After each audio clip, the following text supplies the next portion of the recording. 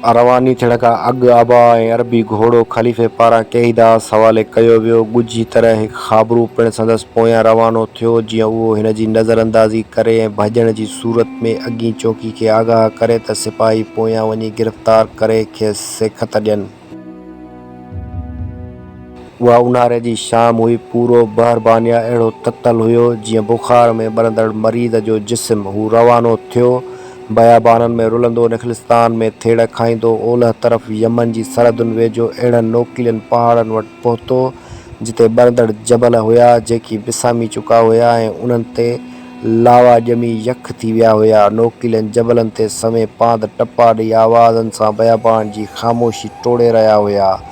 आसमान में बुखायल बाज़ शिकार जी ॻोल्हा में धरती ते नज़रूं विझी झड़प लाइ तयारु हुया। हिन ॾिठो उन बेआब मुल्क जे वसी रेगिस्ताननि ऐं बयाबाननि में का बि सावक न हुई।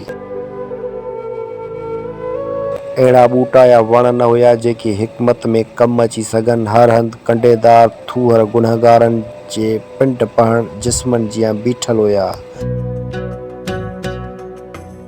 बहरबानिया जे उत्तर तरफ़ न वञी सघियो, छो जो हिन खे ख़बर हुई त उते करामान ऐं मकरान जी सरहदुनि ते जंग छिड़ियल आहे। इलाक़ीन अरब लश्करनि सां बग़ावत करे केनान ते कब्ज़ो कयो हुयो। इलाक़ीन जी अहिड़ी सरकशी दौरान इराक़ जे हुक्मराननि पारां उते मुक़ररु कयल हिकु सिपह सालार क़त्ल थी चुको हुयो। उहो सिपह सालार ॿुधिया मां हासिल कयल माले गनीमत खणी जॾहिं केनान जे पहाड़नि वटि पहुतो त इलाक़ीन हमिलो कयो, जंहिंमें सिपह सालार जो मौत वाक़िअ थियो। उहा ख़बर जॾहिं इराक़ी हुक्मराननि खे पई त इलाक़ीन खे सेखत ॾियण लाइ वॾो लश्कर मोकिले ॾिनो। इलाक़ीन अरोड़ पहुची राजा ॾाहर खां मदद तलब कई। कुझु इलाक़ी राजा ॾाहर जे पनाह में पिणु रहिया। इलाक़ी बहादुर ऐं जंग जे फ़न खां वाक़िफ़ हुया। उन्हनि राजा ॾाहर जी फ़ौज खे मज़बूत कयो ऐं जासूसी जे महकमे खे कारगर बणायो। अरबनि खे इलाक़ीन जे बेवफ़ाई करे सिंध ते हमले दौरान ॾुखिया ॾींहं ॾिसणा पिया। कईदास उन्हनि सरहदुनि खे छॾे बहरबानिया जी का बि कुंड न छॾी जिते हू न पहुतो। हिन सितारनि जे रुख़ खे साम्हूं रखी बहरबानिया जा अहिड़ा गस ॻोल्हिया जेकी उन नक्शे में शामिल ई न हुया। सफ़र दौरान हिन जे केतिरनि ई माण्हुनि सां मुलाक़ात थी, जिन में सहरा जा उहे सवें बदू बि हुया जेकी तीरनि सां ॻोहुनि जो शिकार कंदा हुया ऐं उन्हनि खे बाहि जे शोलनि ते लड़काए शौक़ सां खाईंदा हुया। हिन खे यमन खां 7 कोह परे हिकु अहिड़े ॻोठ में तरसणो पियो जिते माण्हू, धरती ऐं उठनि जे रंग में को बि फ़र्क़ु न हुयो। बदूअनि जा जिस्म धरती जहिड़ा हुया ऐं उठ बयाबाननि जे वसंदड़ धूड़ जहिड़ा। जॾहिं उन उठ ऐं माण्हू थकिजी सुम्हंदा हुया त नज़रुनि खां ईअं ओझल हूंदा हुया जीअं धरती ते को बि वजूद न हुजे, सिर्फ़ धरती हुजे जंहिं ते धूड़ दड़नि जी सूरत में विखिरियल हुजे। कईदास उते पहिरियों दफ़ो ॻोह जो गोश्त खाधो ऐं उठणी जो खीर पीतो। उहो हिन जी ज़िंदगी जो पहिरियों तजुर्बो हुयो, छो जो सफ़र दौरान खाधे जो ज़ख़ीरो ख़तमु थी चुको हुयो। सतनि जी थैली जेका हिन दारुल ख़िलाफ़ा मां हासिल कई हुई ख़ाली थी चुकी हुई ऐं हाणे उहा वण सां ॿधल हुई। घोड़े जे हिक पासे खां ईअं लड़की रही हुई जीअं बुखायल पेट जेको पुठीअ सां लॻल हुजे ऐं उन जी चमड़ी ढिली थी लड़कंदी हुजे। हिन खे पंहिंजे ख़ाली पेट जी खॾ भरण लाइ केतिरा ई पथर ॿधणा पिया, पर बदूअनि साम्हूं कॾहिं बि उहो इज़हार न कयो त मां सिंध मां आयल आहियां, ॿुध आहियां, जंहिं कॾहिं ॻोह जो मांस न चखियो आहे। हिन पाण खे करामान जो सिपाही ज़ाहिर कयो जेको हुजाज़ ॾांहुं वेंदे रस्तो भुलिजी उते पहुतो आहे। पाण खे भॻवान जियां बेवस सम्झो। जॾहिं बदू हबश जी ॻाढ़ी ॻऊं ते तरार फेरे ज़िबह कंदा हुया ऐं छड़ियूं हणी दाहूं कंदी हुई। हिकु अहिड़ी राति जॾहिं चंड जी रोशनी में वारी कारे हबशी जे अछनि ॾंदनि जियां चमकी रही हुई। हिन खे उन सिपाही सां ॻायूं ॿूटियूं चॿाड़ियूं पियूं जेकी रावण खां मोटियो हुयो ऐं उन वटि हज़ारे ख़बरुनि जा अंबार हुया। लड़कंदड़ गोश्त हेठां ॿरंदड़ खजीअ जे सुकल फड़नि मां टड़का ॾेई उॾामंदड़ चिणगुनि ते उन सिपाही गोश्त चॿाड़ींदे जंगनि जा दास्तान पे ॿुधाया, माले गनीमत ऐं महलातुनि मां हथ आयल नारनि जे हुस्न जा किसा पे बयानु कया जीअं उन्हनि वेझो वेंदे हासिल करण खां महरूम रहिजी वियो हुजे ऐं हसरतुनि जा अंबार संदसि सीने अंदरि गॾु थी ॿाहिरि निकिरण लाइ उछलूं ॾींदा हुजनि। हिन दिलि खोले उन सुंदरी जे हुस्न जी साराह कई जेका इराक़ी हुकुमरान जे महल में पेश कई वई हुई ऐं उहो उन ते फ़िदा थी पियो हुयो। जॾहिं हुकुमरान खे संदसि सोट उहा सुंदरी हवाले करण जी ख़्वाहिश कई त उन खे ख़ुशि करण लाइ हवाले करण खां अॻु सीने ते हथ रखी इज़हार कयो त हे सोट दिलि चवे थी हवाले न कयां, पाण वटि रखे हुजरे जी सूंहं में इज़ाफ़ो कयां, पर तुंहिंजी इल्तिजा ऐं चाहत ॾिसी तो हवाले कयां थो, जीअं मूं मां राज़ी थी। हिन अरब फ़ौज जे फ़तहनि जो ज़िक्र पिए कयो, जंहिंखां ॿरंदड़ बाहि जे नचंदड़ शोलनि में नज़र ईंदड़नि जो मुंहुं ॻाढ़ो पिए थींदो वियो। उहो वॾे जोश ऐं जज़्बे सां हैरत अंगेज़ दास्तान ॿुधाईंदो रहियो, दहलीला ऐं परूर जे मंदरनि जा किस्सा जिते भुतनि जा पेट ख़ज़ाननि सां भरियल हुया, नीरून कोट जी भिक मां लंघंदो, सिंधूअ जी सुंदरता जा दास्तान जेको चिरागाहनि ऐं मैदाननि खे आबाद कंदो समुंड ॾे पिए वधियो, उतां जा देवमालाई किस्सा उहे तलाउ जिते परियूं अधु उघाड़ियूं मलमल जहिड़ा पर लाहे किनारनि ते रखी वेझंदियूं हुयूं। बदू उन जूं ॻाल्हियूं ॿुधी हैरान थी विया ऐं उन्हनि जूं अखियूं मच मां उभरंदड़ चिणगुनि जहिड़ियूं हुयूं। केईदास उन मेड़ में पाण खे उन्हनि जहिड़ो महसूस करे रहियो हुयो। हिन लाइ उहे ॻाल्हियूं नयूं न हुयूं, हिन वटि उन्हनि ॻाल्हियुनि जी अहमियत हुई जेकी वेझड़ाई में उते दरपेश हुयूं। छा तूं सम्झी थो त सिंध मुल्क फ़तह थी वेंदो? हिन सिपाही खां सवाल कयो। हा, छो न, सिपाही चयो। इराक़ी हुकुमरान उन शिकस्त जो बदिलो वठण लाइ तयारु आहे जंहिंमें नीरून कोट वटि हिकु सिपह सालार मारिजी चुको आहे। उहो वॾी हैसियत ऐं दबदबे वारो हुयो। इराक़ी हुकुमरान उन जे मौत जो एॾो ॾुखे सदमे मां गुज़रियो आहे जो खेसि पलांद करण खां सवाइ रही न सघंदो। छा तूं अरोड़ जूं हालतूं ॿुधाए सघीं थो जेको उतां परे उत्तर तरफ़ आहे? केईदास उहो उन करे पुछियो जीअं हिन खे हालतुनि जी चङी ॼाण हुजे ऐं वापसी जी सूरत में का ॾुखियाई पेश न अचे। केईदास जे अहिड़े सवाल ते उन सिपाही जो छिरक निकिरी वियो ऐं घड़ी पल खनि माठ थी उनखे यकीन न पिए आयो त बरबानिया जे बयाननि में को अहिड़ो बि आहे जंहिंखे उन मुल्क मुतलिक़ एॾी ॼाण आहे। छा तूं सिंध मुल्क खां वाक़िफ़ आहीं? सिपाही हिन खां सवाल कयो। उन जी अहिड़े सवाल ते केईदास पाण संभाले एतमाद मां ॻाल्हाईंदे उहो इज़हार करण जी थोरी बि कोशिश न कई त को हू धारियो ऐं ग़ैर महज़ब आहे। उन मुल्क जो किस्सो क्रमान जे उन्हनि सिपाहियुनि खां ॿुधो हुयो जेकी शिकस्त खाई मोटिया हुया। केईदास चयो। छा ॾहार एॾो ताक़तवर आहे जो हेल ताईं खेसि को शिकस्त न ॾेई सघियो आहे ऐं सभु हमला नाकाम थी विया आहिनि? केईदास ॼाणी वाणी अहिड़ो सवाल कयो जीअं अरोड़ ॿुधिया ऐं सिविस्तान जी ॼाण मिली सघे जेकी अञा अरबनि जे पहुच खां परे हुया। हिन जे सवाल ते सिपाहियुनि जे मुंहं ते नफ़रत जूं रेखाऊं बुलंद थी वियूं। एॾो जोश तरी आयो जो संदसि दिलि चाहियो त म्याण मां तलवार कढी हिन जो कंधु कपे छॾनि। उतां जो बादशाह ताक़तवर न पर बुज़दिल ऐं चालाक आहे। वक़्तु परे न आहे जॾहिं उन जी मुंडी नेज़े ते रखी इराक़ी हुकुमराननि हवाले कई वेंदी। हिन जो पुटु जेसीना गिदड़ जियां लिकी असांजी फ़ौज खे नुक़सानु पहुचाए रहियो आहे और फ़ौजुनि जे अॻिते वधण में उहो रुकावट आहे। कुझु सरदारनि ऐं बाअसर माण्हुनि जी हिमायत सबबु घणा मसइला पैदा करे रहियो आहे। उहे ॾींहं परे न आहिनि जॾहिं मुल्क फ़तह हासिल करे वठंदो। सिपाही जी ॻाल्हियुनि मां केईदास अंदाज़ो लॻायो त अरोड़ अञा फ़तह न थियो आहे ऐं बहरबानिया मां निकिरण खां पोइ सुठी पनाहगाह साबित थींदो। सुबुह सां उहो सिपाही यमन रवानो थी वियो ऐं केईदास घोड़े ते सवार थी अॻिते वधियो। खेसि का ॻाल्हि सम्झ में न पए आई त मंज़िल किथे आहे। उन्हनि वीरान बेआब बयाबाननि में छा ॻोल्हणो आहे? जंहिं मक़सद लाइ रवानो थियो हुयसि उहो त हासिल न पिए थियो। हिन खे ख़बर हुई त ख़ाबरू मुंहिंजे पोयां लॻल आहे ऐं मुंहिंजी हर हरकत ते नज़र रखे आयो आहे। उतां भॼण जी सूरत में उहो हिन जे मौत जो सबबु बणिजी सघे थो। हिन जे फ़रार थियण जा सभु रस्ता बंदि थी चुका हुया। क्रमान तरफ़ रस्तो मौत जी वादी ॾांहुं थिए वियो। उते अरब फ़ौजी इलाक़ीन खे ॻोल्हे मारे रहिया हुया।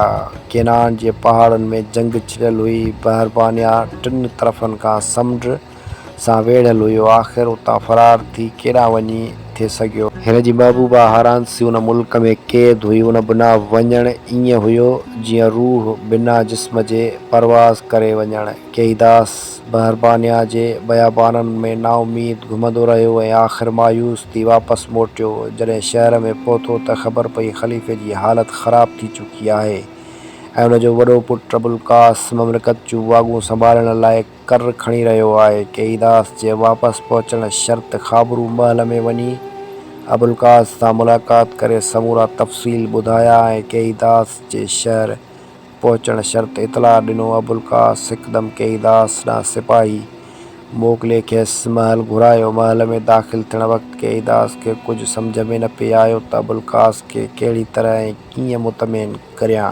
कीअं ॿुधायां त जंहिं मक़सद लाइ तो रवानो कयो हुयो उते अहिड़े क़िस्म जी का बि जड़ी बूटी न मिली। अबुलकास अॻियां पहुतो त मायूस ऐं मुंझल हुयो। अबुलकास हिन जो बेचैनी सां इंतज़ारु करे रहियो हुयो। उन जी दवा जी सख़्तु ज़रूरत हुई जंहिं में हिन जो छोटकारो लिकियलु हुयो। हिन केईदास खे आख़िरी सहारो सम्झियो हुयो। सोचियो हुयो त हीउ उहो वाहिद शख़्स आहे जेको खेसि अहिड़ियूं सुतियूं ॾेई सघे थो जो औलाद पैदा करे सघण जे क़ाबिल थी पवंदो ऐं ममलिकत खे मुस्तक़बिल जो वारिस मिली पवंदो। ममलिकत जूं वाॻूं संभालण खां पोइ हिन जा भाइर नाख़ुशि ऐं नाराज़ हुया। अहिड़ो वजु ॻोल्हे रहिया हुया त समूरो निज़ाम पाण संभालेनि, पर उहो उन्हनि जे वस में न हुयो। ख़लीफ़े जी माज़ूरी खां पोइ क़ानून मूजिबि वॾे पुट जो हक़ु हुयो। अहिड़ी हक़ीक़त खां इराक़ जे हुक्मराननि खे पिणु वाक़िफ़ु कयो वियो हुयो। उन्हनि इजाज़त ॾिनी हुई त ख़लीफ़े जी नाचाकाई जी सूरत में हुकूमत संदसि वॾे पुट अबुलकास हवाले कई वञे। बहरबानिया जी ममलिकत इराक़ जे ज़ेर असर हुई। उन करे उतां जे हुक्मराननि पारां जारी कयल अहिड़े फ़रमान जी क़ानूनी हैसियत हुई जंहिं ते को बि एतिराज़ न पिए करे सघियो। इराक़ जा हुक्मरान बहरबानिया जी सूरतहाल खे गहरी नज़र सां ॾिसी रहिया हुया। उते जी हालतुनि खां पूरी तरह वाक़िफ़ु हुया। बहरबानिया जी फ़ौज में छिॼियल ख़ाबरू उतां जे सियासी तब्दीली जा तफ़सील इराक़ पहुचाए रहिया हुया। इराक़ जा हुक्मरान बहरबानिया जे ख़लीफ़े मां ख़ुशि न हुया। उन्हनि खे ख़बर हुई त बहरबानिया जा सरदार ॻुझी तरह उन्हनि जी अॻिते वधण में रुकावट बणियल आहिनि। उहे इलाइक़े जो तअल्लुक़ शामी नस्ल सां हुयो। अरब फ़ौज खां उन करे बग़ावत कई त हिकु सिपह सालार हथां उन्हनि जो सरदार क़त्ल थी चुको हुयो। उहो सरदार जेको फ़ौज जे हिकु जथे जो सरबराह हुयो उन खे केनान जे पहाड़नि में अरब फ़ौज जे सिपह सालारनि मामूली इख़्तिलाफ़ तां क़त्ल करे विधो हुयो। इलाक़ीन पंहिंजे सरदार जे क़त्ल जो बदिलो वठण लाइ उन सिपह सालार ते उन वक़्तु हमिलो कयो जॾहिं हू माले गनीमत खणी केनान मां लंघी रहियो हुयो। उन सिपह सालार जे मौत खां पोइ इलाइक़ी मक़रान ऐं केनान ते क़ाबिज़ थी विया। अरोड़ जे राजा ॾाहर जी माली मदद कई ऐं वॾनि उहिदनि सां नवाज़ियो वियो। हिन खे ख़बर हुई त अरब नस्ल जा उहे माण्हू जंग जे फ़न खां चङी रीति वाक़िफ़ु आहिनि। बहरबानिया जे ख़लीफ़े ॻुझी तरह उन्हनि इलाइक़नि जी मदद कई छो जो उहे नस्ली तरह उन्हनि सां लाॻापियल हुया। इराक़ जे हुक्मराननि खे बहरबानिया जी अहिड़ी सूरतहाल जी चङी रीति ॼाण हुई। उन्हनि खे ख़बर हुई त बहरबानिया इलाइक़नि जी मदद ऐं अफ़रातफ़री में मदद करे सघे थो, पर उहे बहरबानिया में सिधी तरह मुदाख़लत करण खां मजबूर हुया। उन्हनि हिकु नओं महाज़ खोलणु न पिए चाहियो छो जो अरब फ़ौजूं पहिरियों ई सिंध अंदरि वॾे महाज़ खे मुंहुं ॾेई रहियूं हुयूं ऐं उन्हनि जो ॾाहर जहिड़े दुश्मन सां मुक़ाबिलो हुयो जेको ॿुधिया जे ॿेलनि ऐं ज़ख़्मी हाथियुनि जियां सूंठ मथे करे उन्हनि खे लताड़ण लाइ तयारु हुयो। इराक़ जा हुक्मरान मौक़े जी ॻोल्हा में हुया। बहरबानिया ख़िलाफ़ फ़ौजी कारवायुनि खां परे अहिड़े इंतज़ार में हुया जीअं जंग बिना उते अहिड़ी सियासी तब्दीली आणे सघनि जेका उन्हनि जी हिमायत में हुजे। उन्हनि सभु ॼाणंदे बहरबानिया ते उहो इंकिशाफ़ कॾहिं न कयो त उहे उन हुकूमत ते नाराज़ आहिनि। अहिड़ियुनि हालतुनि में अबुलकास जा भाइर हिन सां नाराज़ ऐं बग़ावत लाइ तयारु हुया। उन्हनि मिली अहिड़े मंसूबे ते ग़ौर कयो त इराक़ जे हुक्मराननि खे हक़ीक़त ॿुधाए आगाह करे उन्हनि जी मदद सां अबुलकास जो तख़्तो ऊंधो करे ममलिकत ते क़ाबिज़ थी उन खे ॿिनि हिसनि में विरहाए हुकूमत कंदा। केईदास अबुल्कास लाइ उम्मीद जो आख़िरी सहारो बणिजी चुको हुयो। हिन खे उन जी हिकमत नजूम ऐं ॾाहप सख़्तु मुतासिर कयो हुयो। पंहिंजे अॻियां केईदास खे मायूस ऐं नाउमीद ॾिसी सवाल कयो, तुंहिंजे हालत मां अंदाज़ो लॻाए वरितो आहे त जंहिं मक़सद लाइ रवानो थियो हुएं उहो हासिल न करे सघियो आहीं। छा मुंहिंजो अंदाज़ो सही आहे या हक़ीक़त उन जे उबतड़ आहे? केईदास मुंहुं मथे करे त उन ते नदामत जूं रेखाऊं हुयूं। तव्हांजो अंदाज़ो सही आहे, केईदास चयो। घणी जुस्तजू ऐं ॻोल्हा कई, बहरबानिया जा रेण रुली, हर हंधि वियसि, पर अहिड़ियुनि जड़ियुनि ॿूटियुनि जी किथे का बि भुणक न पई। हिन जो वालिद बुज़ुर्गवार ऐं तव्हां लाइ कारगर थी सघनि थियूं। यमन जी सरहदुनि खां हिजाज़ जी सहराउनि ताईं सफ़र कयो, पर किथे अहिड़ा ॿेला नज़र कान आया जिथे उहे जनम वठंदियूं हुजनि। पंहिंजी नाकामी ते शर्मिंदगी महसूस करे रहियो आहियां ऐं तव्हां खां माफ़ी जो तलबगार आहियां। केईदास जी गुफ़्तगू ॿुधी अबुल्कास जी दिलि में गुस्से जी बाहि ॿरण लॻी। पाण ते ज़ब्त कंदे बुर्दबारी जो मुज़ाहिरो कयईं। हिन खे ख़बर हुई त केईदास घटायो कीन हूंदो। सची दिलि सां ममलिकत जी सहराउनि में उन्हनि जी ॻोल्हा कई आहे, पर शायदि हिन सरज़मीन ते नापेदा आहिनि। उहे सिर्फ़ सिंध जी सरज़मीन ऐं सरसब्ज़ मैदाननि ते ई फुटनि थियूं। उते वहंदड़ दरियाहनि जे किनारनि ते सरियाब थींदड़ चरागाहनि ऐं ॿेलनि में ई दस्तियाब आहिनि, जिते जो पाणी पीअण सां कोड़ियुनि जे मर्ज़नि खे बि शफ़ा मिले थी। अबुल्कास खे केईदास ते भरोसो हुयो। उन पोयां वियो ख़ाबरू हिन खे हर हक़ीक़त खां आगाह कयो। हिन सफ़र दौरान अहिड़ी का बि हरकत न कई जेका अबुल्कास जी दिलि में ख़दशा पैदा करे सघे। हिन खे अहिड़े इलाज जी ज़रूरत हुई जंहिं त तू ॿारु पैदा करण जे क़ाबिल थी पवे। हिन लाइ उहा शर्म जहिड़ी ॻाल्हि हुई त बहरबानिया जी ममलिकत जो सरबराह नामर्दगी खां वाझायल आहे ऐं औलाद पैदा नथो करे सघे। उहो सोचे कावड़ खां मिठियूं भिकोड़ींदो रहियो ऐं पोइ बेरुखी मां चयो, वञ, वॾो ख़लीफ़ो तुंहिंजे इंतज़ारु करे रहियो आहे। हू महल जे ॿिए पासे हलंदो। जॾहिं उन साम्हूं आयो त ख़लीफ़े जी हालत ॾिसी ॾकी वियो। उन जे हथनि ऐं पेरनि में फलूकणा हुया, मुंहुं सुॼी वियो हुयो ऐं पेर बेतरतीब थी चुका हुया, वारनि लटकी रहिया हुया। उहो विहाणे खे टेक ॾेई बेसुध थी वेठल हुयो। अखियुनि में ॻाढ़नि रगुनि जा निशान मींहं में पैदा थींदड़ विॼ जहिड़ा हुया।